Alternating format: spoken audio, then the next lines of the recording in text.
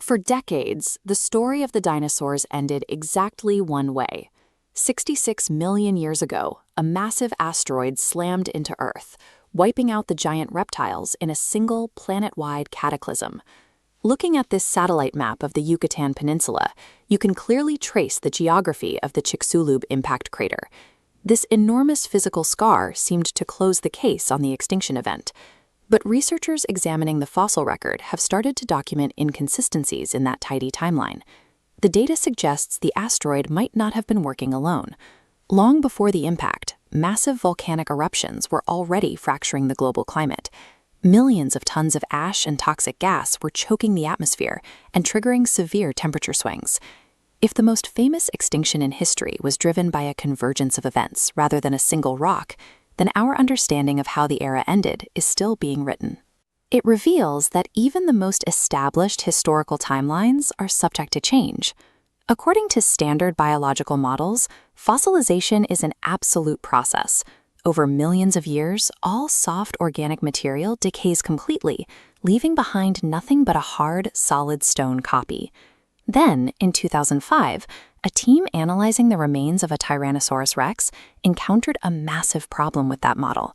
Deep inside the 68-million-year-old bones, shielded by the calcified exterior, they extracted preserved, flexible soft tissue.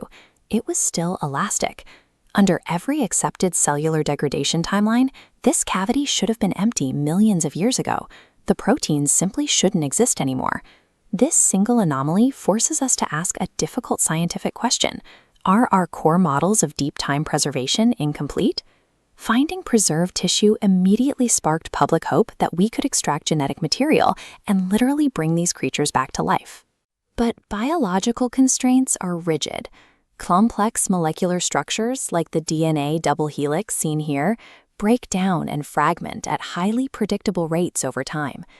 Because of this relentless decay, scientists have never recovered a complete, intact dinosaur genome from the fossil record. The missing pieces are simply too vast. Some geneticists argue that advanced computational sequencing might one day bridge those gaps, artificially patching the fragmented base pairs with digital models. Deep time imposes strict biological limits on what can physically survive, but human technological ambition consistently looks for workarounds to bypass those boundaries.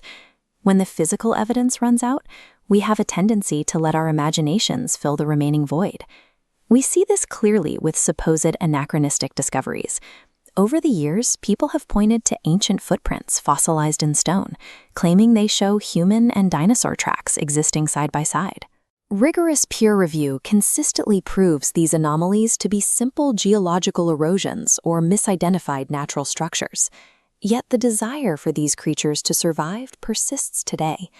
In the dense rainforests of the Congo Basin, local folklore speaks of the Mokele mbembe, a massive aquatic creature said to resemble a sauropod.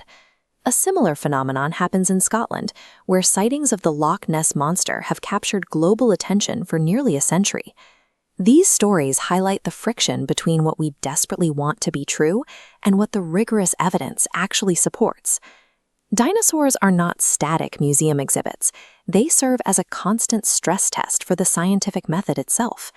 When researchers debate extinction causes or pull intact tissue out of petrified bone, it means the process is actively working and correcting itself in real time. Our understanding of Earth's ancient history is still full of blank spaces and misunderstood events. The study of deep time is nowhere near a closed book. With every new excavation, we uncover the potential to rewrite the foundational rules of our world.